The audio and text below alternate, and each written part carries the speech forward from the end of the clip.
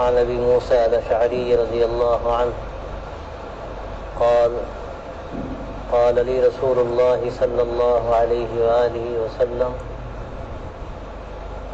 ألا أدلك على كنز من كنوز الجنة فقلت بلى يا رسول الله قال لا حول ولا قوة إلا بالله.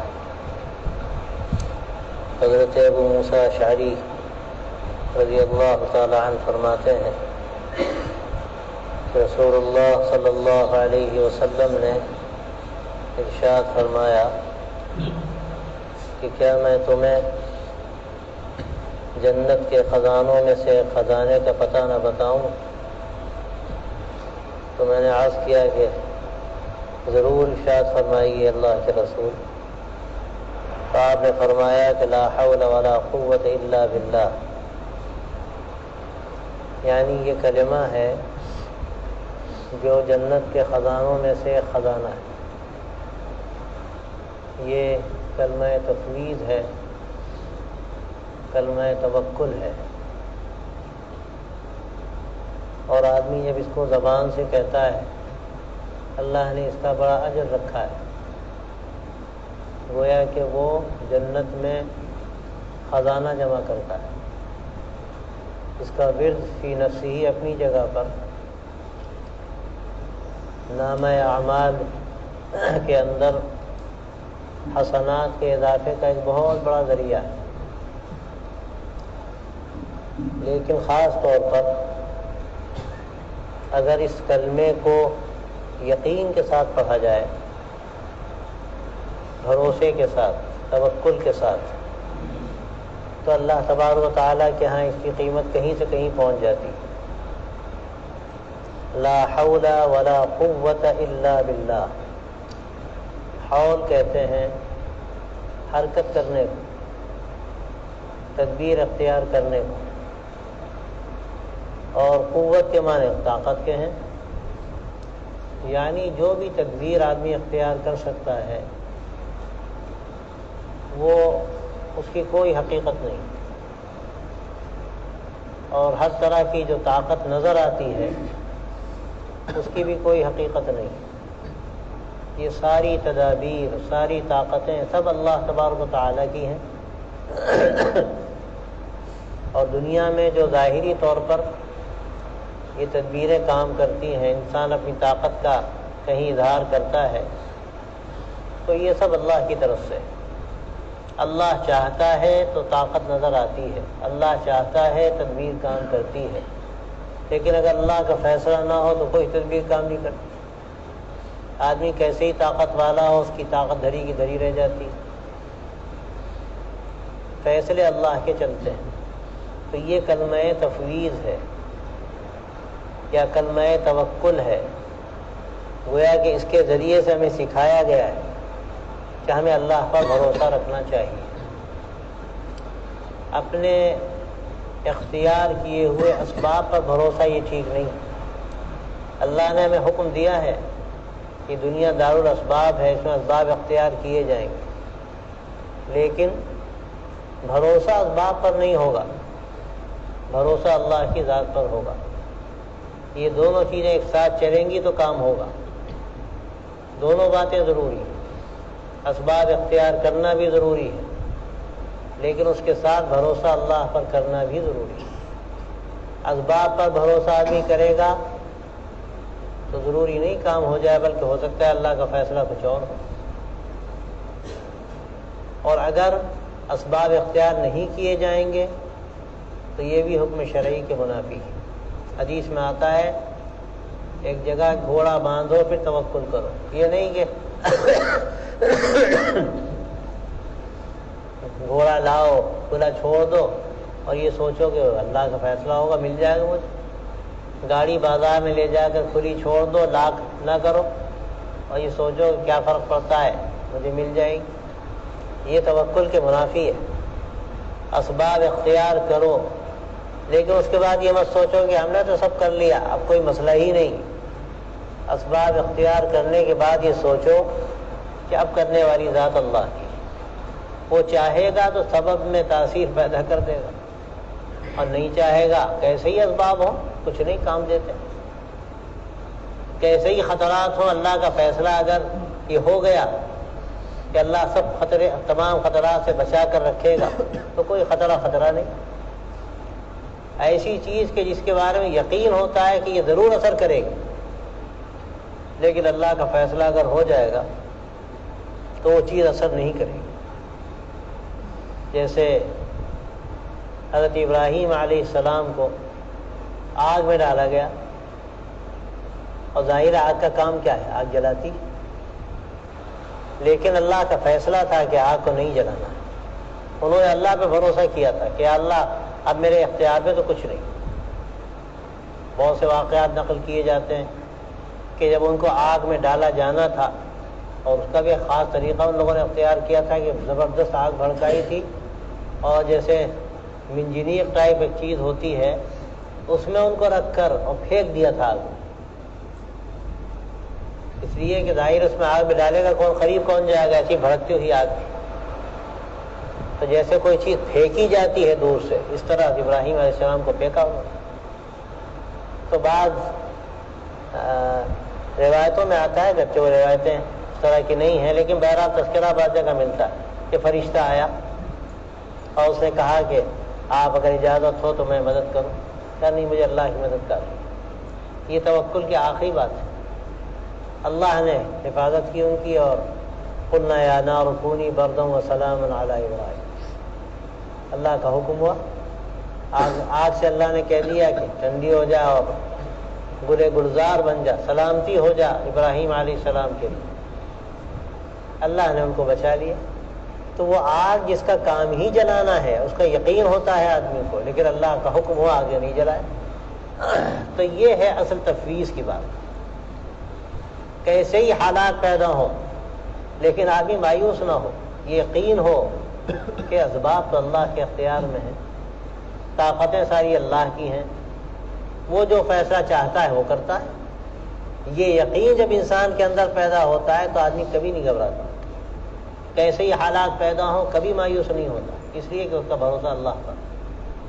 اور کیسے ہی حالات بہتر ہوں اور ہر طرح کے اسباب میسر ہوں لیکن کبھی بھی اتراتا نہیں، یہ خیال نہیں آتا کہ بس اب تو ہو گیا، وہ جانتا ہے کرنے والی ذات اللہ کی۔ دشمن جو آدمی جس کو سمجھتا ہے، طاقتور سمجھتا ہے، وہ دشمن بھی تو اللہ ہی کا بندہ ہے، اللہ ہی کی مملوک ہے، وہ جو چاہے جس طرح چاہے اس کا استعمال کر۔ دشمن کو بھی اللہ ہی کھڑا کرتا۔ جو بھی ہمارے سامنے حالات ہیں وہ حالات جو ہمیں نظر آ رہے ہیں سب اللہ کے پیدا کیے ہوئے۔ تو جب اللہ پر یقین ہمارے اندر آ جائے گا تو ہر طرح کی گھبراہٹ ہمارے اندر سے نکل جائے گی، پھر کوئی مایوسی کی بات نہیں۔ جب ہمارے پاس سب سے بڑی طاقت ہے، اس سے بڑی طاقت کسی ہے؟ ساری طاقتوں کے خزانے اس کے پاس، اس سے تعلق سچا اگر ہو گیا، اور اس کو حبل اللہ قرآن مجید میں کہا گیا ہے، کتاب و سنت کی رسی ہے یہ کتاب و سنت کی وہ رسی ہے کہ جو ہمیں اللہ سے جوڑتی ہے، جو ہمیں اللہ کی طاقت سے جوڑتی ہے۔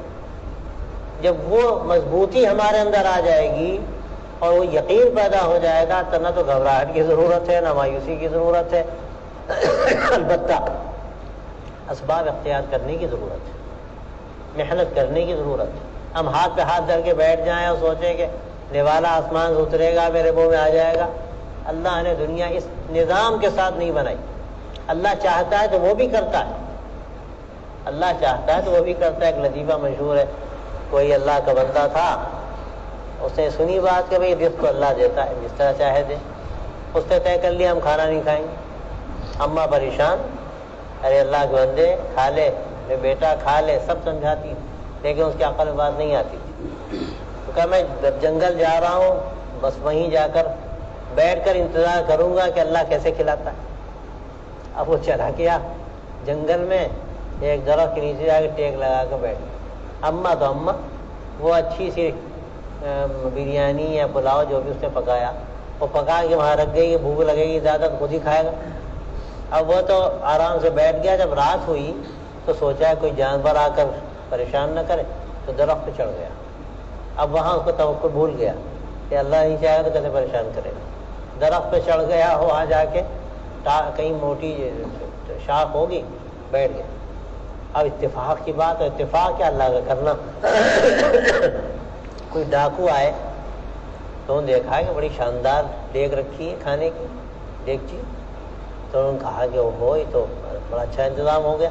فوراً ایک بولا کہ میاں چکر نہ پڑو, کسی نے زہر ملایا ہوگا ہم لوگوں کو مارنے کے لیے, اب تلاش کرو کون ہے زہر ملانے والا. اب جو دیکھا دایا بھائی تو دیکھا ایک صاحب اوپر ٹنگے ہوئے, کہا یہی ہے, کسی نے زہر ملایا, پکڑو اس کو پہلے کھلائیں گے. اب اس کو نیچے اتارا اور ٹھوس ٹھوس کے کھلایا. اس نے کہا سمجھ میں آ گیا, سمجھ میں آ گیا. اب کرے کیا سمجھ میں آ گیا, اب وہ بیچارے کیا جانے. اس نے پوری اپنی داستان سنا کہ میں تو یہ سوچ رہا تھا کہ اللہ کیسے کھلاتے, آج سمجھ میں آ گیا کیسے کھلاتے.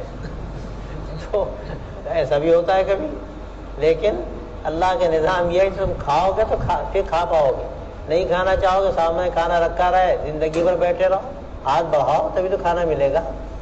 تو اسباب کو اختیار کرنے کا حکم ہے, لیکن اسباب پر بھروسہ نہ ہو, بھروسہ اللہ کی ذات پر ہو. یہ کیفیت جب پیدا ہو جائے گی تو پھر آدمی کبھی گھبرائے گا, کبھی پریشان نہیں ہوگا. بڑی سے بڑی طاقت اس کے سامنے ہو, سخت سے سخت خطرات کا اس کو سامنا ہو, لیکن وہ یہ سمجھے گا کہ سب اللہ کے اختیار میں. ہم جو کر سکتے ہیں وہ ہمیں کرنا ہے, لیکن یہ بہت اہم مسئلہ ہے, ہم جو کر سکتے ہیں وہ ہمیں کرنا ہے. یہ بات بزرگوں سے سمجھ میں آتی ہے. حضرت شیخ الہند رحمۃ اللہ علیہ کا قصہ سنا کہ جب مالٹا میں جیل میں تھے, تو جو ہم کر سکتے ہیں وہ ہمیں کرنا ہے, اس سے وہ بات سمجھ میں آتی. جمعے کا دن جب آتا تھا تو ان کو معلوم تھا کہ ہم جیل میں مسجد نہیں جا سکتے, لیکن وہ نہاتے تھے, کپڑے بدلتے تھے اور جمعے کے لیے نکلتے تھے, جیل کے دروازے تک جاتے تھے, روکا جاتا تھا, واپس آ جاتے تھے. ان کو معلوم تھا نہیں جا سکتے. فرماتے تھے بھائی میرے اختیار میں جتنا ہے وہ ہم کر رہے ہیں, آگے جو ہم نہیں جا سکتے تو ظاہر ہے مجبوری ہماری. یہ طریقہ ہے. ہمارا حال کیا ہے, ہم پہلے فیصلے کرتے ہیں کہ ہم یہ نہیں کر پائیں گے تو ہم کچھ بھی نہیں کرتے. تو اس کا نتیجہ یہ ہے کہ ہم بھگتتے ہیں. پھر اللہ کی مدد کہاں ہوتی ہے. حضرت شاہ یعقوب صاحب رحمۃ اللہ علیہ نے اس کی مثال لکھی ہے. ایک حلوہ تیار کیا جاتا تھا اور خاص مدت تک اس میں آنچ دینی پڑتی تھی. اتنی دیر آنچ دی جائے گی تو حلوہ جو ہے وہ تیار ہو جائے گا اور اس میں فلاں تاثیر پیدا ہو جائے گی. لیکن آنچ اگر ذرا بھی زیادہ ہو جائے تو پھر معاملہ ختم, بیکار ہو جاتا تھا حلوہ, اور اگر ذرا بھی کم ہو تو وہ تاثیر پیدا نہیں ہوتی تھی. تو شاہ صاحب نے یہ بات لکھی کہ یہی اصل توکل ہے. ہمیں کہاں تک جانا ہے اتنا تو ہم کریں گے, اس کے بعد اللہ کے حوالے. ہم پہلے ہی بیٹھ کر یہ طے کر لیں کہ ہم تو کچھ کر ہی نہیں سکتے, ظاہر ہے پھر تو اللہ کی طرف سے مدد بھی ختم ہو جاتی ہے, اٹھ جاتی ہے مدد. جو ہمارے اختیار میں وہ ہمیں کرنا ہے. غزوہ بدر میں کیا ہوا, آپ صلی اللہ علیہ وسلم کو اللہ کی طرف سے حکم ہوا کہ مقابلہ کرنا ہے, اور مقابلے پر کون تھا, 1000 کا لشکر. آپ صلی اللہ علیہ وسلم کے ساتھ 313, وہ بھی نہتے, اسباب سے بالکل خالی, کچھ نہیں تھا ان کے پاس. وہ تو نکلے ہی نہیں تھے اس کے لیے مقابلہ کرنے کے لیے. سچی بات تو یہ, لیکن اللہ کا فیصلہ تھا, اللہ کا حکم تھا. آپ صلی اللہ علیہ وسلم نے صحابہ کو جمع کر کے مشورہ کیا, آپ جو حکم دیں گے ہم اس کے لیے تیار. حضرات انصار نے کہا کہ ہم وہ نہیں ہیں جو موسیٰ علیہ السلام سے ان کی قوم نے کہا تھا کہ فَاذْهَبْ أَنْتَ وَرَبُّكَ فَقَاتِلَا إِنَّا هَاهُنَا قَاعِدُونَ.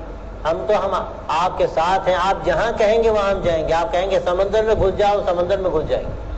آپ صلی اللہ علیہ وسلم پر خوشی ہوئی اس سے, اور آپ مقابلے کے نکلے. اللہ نے کیسی مدد کی. پورے اس میں قرآن مجید ہی میں اس کا تذکرہ ہے کہ اللہ نے فرشتوں سے مدد کی, فرشتے بھیجے, اور اللہ نے کھلی فتح عطا فرمائی, کھلی ہوئی فتح عطا فرمائی. حالانکہ اسباب فتح نہیں تھے, اللہ نے دکھایا. اس کے بالکل برخلاف جب غزوہ حنین ہوا تو اس وقت خیال آ گیا کہ آج تو کوئی ہمیں شکست دے ہی نہیں سکتا. اتنی بڑی تعداد, 10,000 سے زیادہ, اور مقابلے پہ کتنی بڑی تعداد ہماری ہے, اور اتنی بڑی تعداد جس میں آج ہمیں کبھی رہی نہیں, تو آج ہمیں کون شکست دے گا. بس وہاں معاملہ بگڑ گیا. اور قرآن مجید میں اس کا بھی تذکرہ کیا گیا کہ پھر اس کے بعد جب حالت خراب ہوئی تو لگتا تھا کلیجے منہ آ جائیں. اللہ نے اخیر میں پھر مدد فرمائی. جب دل ٹوٹ گئے اور یقین ہو گیا کہ معاملہ بگڑ گیا، اللہ نے پھر سنبھالا۔ تو یہ واقعات ہیں جس سے آپ اندازہ کر سکتے ہیں کہ ترتیب ہماری زندگی کی کیا ہونی چاہیے۔ اسباب پر بھروسہ نہ، اللہ کے حکم پر چلنا ہے، اسباب کو اختیار کرنا ہے، لیکن اللہ پہ بھروسہ کر کے آگے بڑھنا ہے۔ جب یہ کیفیت ہوتی ہے تو اللہ تعالیٰ کی مدد ہوتی ہے، اور یہی لا حول ولا قوت الا باللہ کا سبق ہے۔ یہ لا حول ولا قوت الا باللہ کا سبق ہے، یہ مزاج بنے گا، یہ لا حول ولا قوت الا باللہ کا مزاج ہے۔ پھر اللہ تبارک و تعالیٰ دنیا بھی میں نوازیں گے اور کام بنتے چلے جائیں گے، اور آخرت کے بارے میں تو یہ حکم ہے ہی، فرما دیا گیا کہ جنت کا خزانہ ہے۔ آدمی جتنا زبان سے پڑھے گا، یقین کے ساتھ پڑھے گا، اس کے خزانوں میں نہ جانے کتنا اضافہ ہوتا چلا جائے گا، اور اس کے یقین جب دل کے اندر پیدا کرے گا تو زندگی بنتی چلی جائے گی، حالات بنتے چلے جائیں گے، اور سخت سے سخت حالات بھی اس کے لیے ایسے ہو جائیں گے کہ اللہ تعالیٰ کی خصوصی مدد ہوگی۔ کتنے واقعات اس کے ہیں کہ بالکل لگتا تھا کہ اب کوئی آسرا نہیں، لیکن اللہ تبارک و تعالیٰ نے راستہ کھول دیا۔ اسلام میں تو عجیب بات ہے، پوری تاریخ جو اسلام کی سے بھری ہوئی ہے۔ تاتاریوں نے جب حملہ کیا، آپ سب جانتے ہیں کیا صورت ہوئی، بغداد تباہ ہو گیا، اور یہ جو پایا تخت تھا اور علم کا مرکز تھا، بڑے بڑے مسلمانوں کے جو شہر تھے وہ سب تباہ ہو گئے۔ اور لکھا ہے کہ دجلہ کا پانی کبھی خون سے سرخ ہوتا تھا، اور کتابیں جلا جلا کے جو ڈالی جا رہی تھیں ان کی وجہ سے کبھی سیاہ ہوتا تھا، اور لگتا تھا کہ بس مور و ملخ کی طرح بڑھتے چلے جا رہے ہیں، کوئی روک نہیں سکتا۔ بلکہ یہ مثل مشہور ہو گئی تھی کہ اذا قیل ان التتر انہزموا فلا تصدقوا، کہ اگر تم یہ سنو کہ تاتاریوں کو شکست ہوئی تو بات مت ماننا، یہ ہو ہی نہیں سکتا۔ وہاں یورپ میں یہ حالت ہو گئی تھی کہ ماہی گیر ساحل پہ نہیں جاتے تھے شکار کرنے، کہیں تاتاری نہ آ رہا ہے، اور لگتا تھا بس اب سب ختم ہو جائے گا۔ لیکن کیا ہوا، ایک طرف تو مصر میں تیاری کی گئی، مقابلہ ہوا، لیکن اس سے بڑھ کر اگر آپ دیکھیے تو ایک اللہ کا بندہ تھا جس نے ایسی بات کہہ دی کہ وہاں ایک انقلاب برپا ہو گیا۔ شیخ جمال الدین ایرانی کا جو واقعہ ہے کہ جو تیموری شاخ ہے اس کا ولی عہد شکار کھیلنے گیا، تو اس نے اعلان کیا کہ بھائی ہم شکار کھیلنے جا رہے ہیں، اور ان کی ایک عجیب بات مشہور تھی کہ اگر ایرانی شکار کے درمیان میں نظر آ جائیں تو بڑے منحوس ہوتے ہیں، شکار نہیں ملتا۔ تو یہ جو اس کے حدود تھے کہہ دیا گیا کہ بھئی وہاں کوئی داخل نہ ہو، آج بادشاہ یا ولی عہد شکار کے لیے آئیں گے۔ بس اللہ کی مرضی کہ جب شکار کے لیے جا رہا تھا تو شیخ جمال الدین کہیں بیٹھے اللہ اللہ کر رہے تھے، اب وہاں سے نکلے اور اس نے ان کو دیکھا کہ بڑے میاں چلے آ رہے ہیں، اتنا اعلان ہوا کوئی داخل نہ ہو، یہ ایرانی کہاں سے آ گیا، اب پکڑ کے لاؤ بڈھے کوئی کہاں سے آ گیا۔ غصے میں بفر گیا کہ میں سارا کھیل میرا خراب ہو گیا، یہ آ گیا کمبخت، اب تو شکار بھی ملے گا۔ اب بلایا اس نے کہا غصے میں بتا تو بہتر ہے میرا کتا بہتر ہے۔ اب اللہ جانے ان پہ کیا کیفیت تھی۔ انہوں نے بعض روایتوں میں آتا ہے تاریخی کہ انہوں نے کہا کہ ابھی تو اس کو ہم نہیں بتا سکتے کون بہتر ہے، کیا بیکار کی باتیں بکتا ہے۔ کیا نہیں، مسئلہ یہ ہے کہ اگر ایمان کے ساتھ میں دنیا سے گیا تو میں بہتر ہوں، ورنہ کتا بہتر۔ بس نہ جانے کس در سے انہیں یہ بات کہی، اس کے دل پر چوٹ لگی تو کہ ایمان کیا بلا ہے۔ اب ان کو موقع ملا، انہوں نے ایسی دل نواز تشریح کی، دل نشین تشریح کی، مؤثر، کہ اس کے دل میں ایمان اتر گیا۔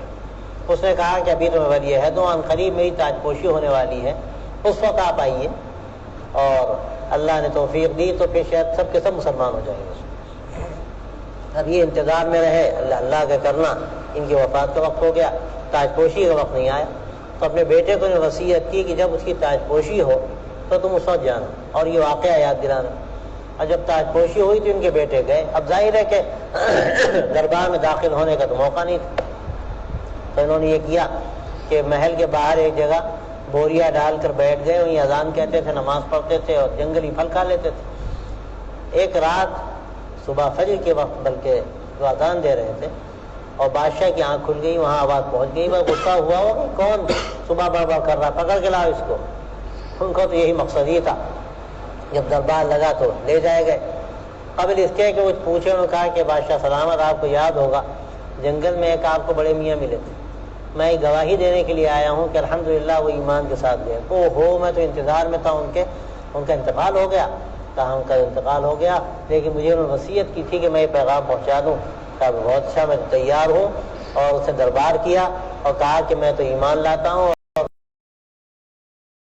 قبول کر لے، میں سمجھتا ہوں یہی بہتر ہے۔ تو بہت سے درباریوں نے کہا ہم تو اندر سے پہلے سے ایمان رکھتے تھے، آپ کے ڈر کی وجہ سے بولتے نہیں تھے۔ تو یہ تاریخ میں آتا ہے کہ ایک ہی دن میں وہ پوری کی پوری تیموری جو شاخ تھی وہ مسلمان ہوئی، اور ظاہر بادشاہ تھا، پورا ذات پہ بھروسہ رکھنے والے لوگ تھے۔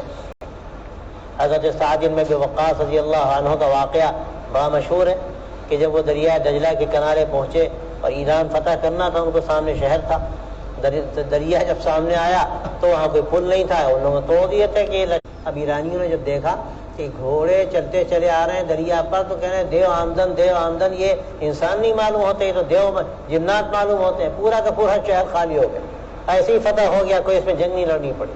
یہ ایمان والی صفات اور اخلاق کی وہ بلندی کہ جہاں جاتے تھے وہاں ایک تبدیلی پیدا ہو جاتی تھی۔ اصل یہ ہے، باقی مدد اللہ کی ہے، کھولنے والی ذات اللہ ہے، تو آدمی کبھی مایوس نہ ہو۔ اور یہ لا حول ولا قوت الا باللہ کا سبق ہے کہ طاقت سب اللہ کی ہے، اسباب سب اللہ کے ہیں، وہ کام کریں گے اگر اللہ کی ذات پر یقین ہو، اور آدمی اپنی زندگی کو صحیح اپنے آپ کو اللہ سے متعلق کر لیتا ہے، تو ظاہر ہے جتنی مضبوط چیز سے اپنے آپ کو جوڑ لے گا اس کے بعد طاقت اس کے ہاتھ میں آ جائے گی۔ جو طاقت اس کو نظر نہیں آ رہی وہ طاقت اس کے پاس ہوگی، اور پھر دنیا کی کوئی طاقت اس کو فنا نہیں کر سکتی۔ تو یہ لا حول ولا قوت الا باللہ کا پیغام۔ وعن ابی ایوب الانصاری رضی اللہ عنہ عن النبی صلی اللہ علیہ وآلہ وسلم من قال لا الہ الا اللہ وحدہ لا شریک لہ لہ الملک ولہ الحمد وهو على كل شيء قدیر 10 مرات كان كمن اعتق 4 انفس من ولد اسماعیل۔ فرمایا کہ جو شخص لا الہ الا اللہ وحدہ لا شریک لہ لہ الملک ولہ الحمد وهو على كل شيء قدیر 10 مرتبہ پڑھے تو ایسا ہے جیسے اس نے حضرت اسماعیل کی اولاد میں سے 4 غلام آزاد کیے۔ ان کے صاحبزادوں میں حضور اقدس صلی اللہ علیہ وسلم ہے، انہی کی نسل میں ہے۔ تو یہ گویا کہ ایک ایسی نسل ہے جو اشرف ہے، اور ایسی اعلیٰ قسم کے نسل میں سے 4 غلاموں کا آزاد کرنا یہ کوئی معمولی چیز نہیں۔ تو اب اگر کوئی یہ کلمہ پڑھتا ہے تو گویا کہ اعلیٰ قسم کے 4 غلاموں کو جو بڑے قیمتی ہیں ان کو آزاد کرتا ہے۔ اب ظاہر ہے کہ اس نسل کے لوگ غلام آسان نہیں ہے کہ ہوں، لیکن ہو سکتے ہیں، کہیں جنگ ہو ان کی گرفتار کر لیے جائیں اور غلام بن جائیں۔ اب تو یہ زمانہ ختم ہو گیا، اب تو اس کا تصور بھی نہیں، لیکن ایک زمانہ تھا کہ جنگوں میں جو فاتح قومیں ہوتی تھیں، مفتوح لوگ جو قید ہوتے تھے وہ سب غلام بنا لیے جاتے تھے۔ تو یہ ہو سکتا ہے یہ بھی غلام بنا لیے جاتے ہیں۔ تو فرمایا کہ ان کو آزاد کرنے کا جو ثواب ہے وہ اس کلمے کو 10 مرتبہ پڑھنے کا ثواب ہے، بلکہ یہاں 10 مرتبہ پڑھنے کا ثواب۔ اور روایتوں میں بھی اس کا ذکر آتا ہے کہ اگر کوئی فجر کی نماز کے بعد مغرب کی نماز کے بعد یہ کلمہ 10 مرتبہ پڑھ لے تو کانت لہ حرزا من الشیطان، تو شیطان سے گویا کہ ایک آڑ ہو جاتی ہے۔ یہ حفاظت کا بھی ایک ذریعہ ہے، بلکہ اگر یہ کہا جائے گناہوں سے بچنے کا بھی ایک ذریعہ ہے۔ اگر آدمی فجر کی نماز کے بعد، روایتوں میں بعض جگہ یہ وضاحت بھی ہے کہ جگہ بدلنے سے پہلے، اور مغرب کی نماز کے بعد بھی جگہ بدلنے سے پہلے یہ کلمہ 10 مرتبہ پڑھ لے تو شیطان سے بھی حفاظت ہے۔ اور یہ کتنا بڑا ثواب ہے، تو ایک 4 غلام آزاد کرنے کا ثواب ہے۔ تو یہ ایک بڑا مبارک کلمہ ہے، اس کا آدمی اگر اہتمام کرے تو یہ بڑی فضیلت کی چیز ہے۔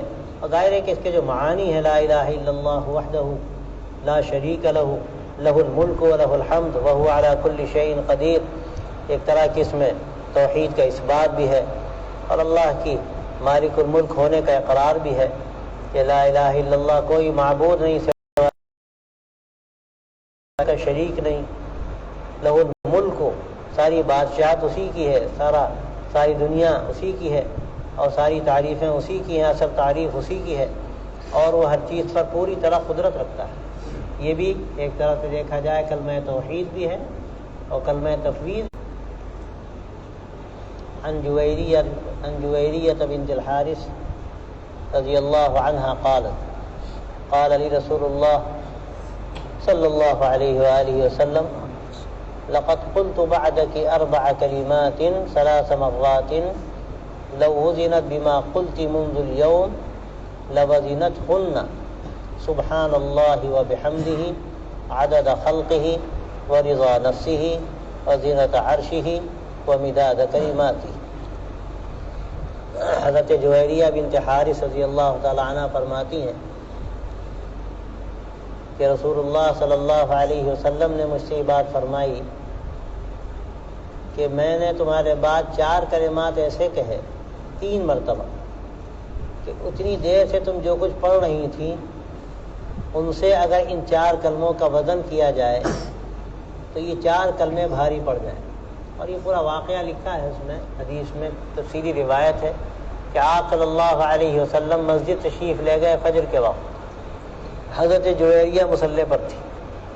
آپ جب اشراق کے بعد تشریف لائے دیر میں تو دیکھا کہ وہ بیٹھی بھی مستقل پڑھ رہی ہیں، تو آپ صلی اللہ علیہ وسلم نے ان سے یہ بات فرمائی کہ تم اتنی دیر سے پڑھ رہی ہو لیکن یہ 4 کلمے ایسے ہیں کہ اب تک تم نے جو کچھ پڑھا اس سے زیادہ بھاری، اس لیے کہ اس میں جو بات کہی گئی 4 کلموں میں وہ سب کچھ سمیٹ دیا گیا۔ سبحان اللہ و بحمدہ، اللہ کی ذات پاک ہے اور اس کی تعریف ہے، عدد خلقہ ورضا نفسہ وزینۃ عرشہ ومداد کلماتہ، 4 گوشوں کو سمیٹ دیا گیا۔ ایک طرف کہا گیا کہ اس کی مخلوق کی تعداد کے اعتبار سے، اس کی مخلوق کی تعداد کو کون شمار کر سکتا ہے، کتنے جانور، کتنے انسان، کتنے اس کے علاوہ پہاڑ اور ایک ذرہ صحرا کا کوئی گن نہیں سکتا، لا تعد ولا تحصى، جو اللہ کی مخلوقات ہے۔ تو فرمایا کہ اس کی مخلوقات کی تعداد کے اعتبار سے جب ایک مرتبہ یہ بات کہہ دی سبحان اللہ و بحمدہ کہنے کے بعد تو وہ اتنی بڑی تعداد میں کلمہ زبان سے نہیں ادا کیا، لیکن ایک طرح سے دیکھا جائے تو ادا ہو گیا، اللہ نے قبول کر لیا۔ اتنی بڑی تعداد میں کون پڑھ سکتا ہے؟ اور پھر جو اس کی گہرائی ہے، وہ گہرائی یہاں سے معلوم ہوتی ہے کہ اس کی چاہت کے اعتبار سے، اس کی رضا کے اعتبار سے، جو وہ چاہتا ہے اس کی چاہت کے اعتبار سے، اس کے بعد نے یہ بھی تشریح کی ہے کہ جو اس کے خاص و نیک بندے ہیں، صالح بندے ہیں، اللہ کی ان کے ساتھ جو رضا کی ترتیب پر آدمی پڑھ رہا ہے تو اس کی گہرائی کون سمجھ سکتا ہے؟ اس سے گہرائی معلوم ہوتی ہے، رضا نفسی۔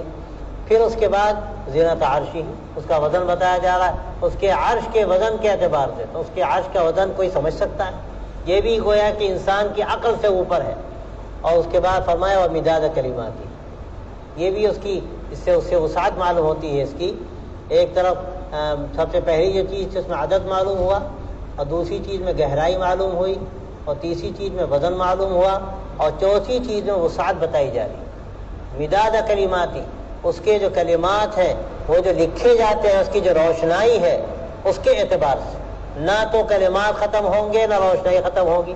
وہ سورہ کہف کے آخر میں لنفد البحر قبل ان تنفد کلمات ربی ولو جئنا بمثلہ مددا، کہ کتنا ہی روشنائی لے آئی جائے، سارے سمندر روشنائی بن جائیں اور سارے درخت قلم بن جائیں، لیکن اللہ کے کلمات ختم ہونے والے نہیں، وہ تو لامتناہی ہے۔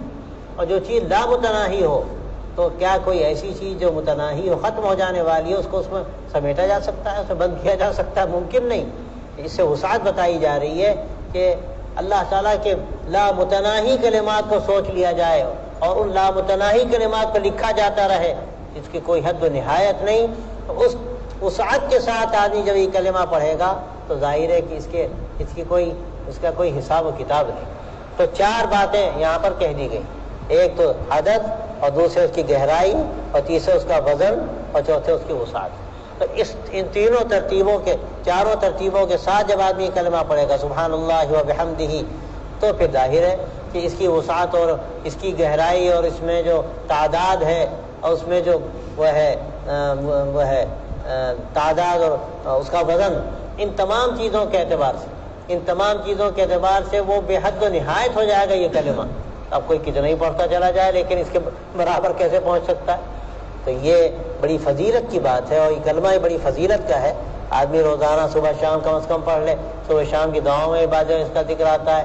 اس کو پڑھنا کوئی مشکل بھی نہیں. سبحان اللہ و بحمدہ عدد خلقہ ورضا نفسہ وزنۃ عرشہ ومداد کلماتہ. تو یہ آدمی اگر پڑھ لے اور اسے استحضار کے ساتھ اگر پڑھے تو وہاں بھی کیفیت اور ہو جاتی. یعنی یہ 4 باتیں یہاں کہی گئیں، ان چاروں باتوں کا خیال ہو، تعداد کا بھی، اور پھر اس کی گہرائی کا بھی، اور پھر اس کے بدن کا بھی، اور پھر اس کی وسعت کا بھی. ان چاروں چیزوں کا خیال کرتے ہوئے آدمی پڑھے سبحان اللہ و بحمدہ تو ظاہر ہے اس کی کوئی حد و نہایت نہیں. تو یہ بڑی فضیلت والا یہ کلمہ ہے. اور یہ کلمات اللہ تبارک و تعالیٰ نے اپنے نبی صلی اللہ علیہ وسلم کے واسطے سے امت کو اسی لیے دیے ہیں تاکہ کم وقت میں یہ امت زیادہ سے زیادہ آگے بڑھ جائے، اللہ کا قرب حاصل کر لے. اور گزشتہ امتوں کو اللہ نے جو عمریں طویل عطا کی تھی، اللہ تعالیٰ کم وقت میں اس امت کو وہ قرب دے دے کہ بڑی بڑی عبادتوں پر اللہ نے گزشتہ امتوں کو دیا تھا.